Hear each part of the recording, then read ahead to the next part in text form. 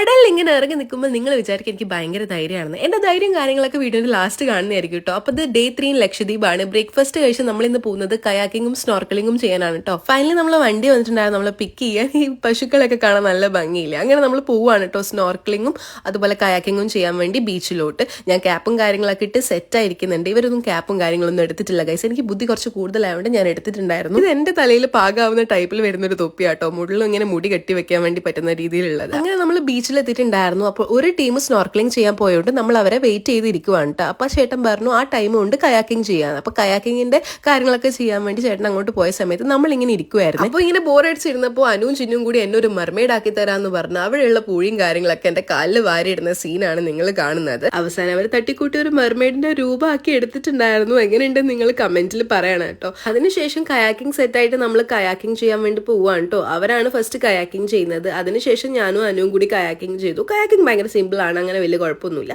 അതിനുശേഷമുള്ള സ്നോർക്കലിംഗ് ആട്ടോ എനിക്ക് പണി തന്നത്. ആ മാസ്ക് വെച്ചപ്പോൾ എനിക്ക് ബ്രീത്ത് ചെയ്യാൻ പറ്റുന്നുണ്ടായിരുന്നില്ല.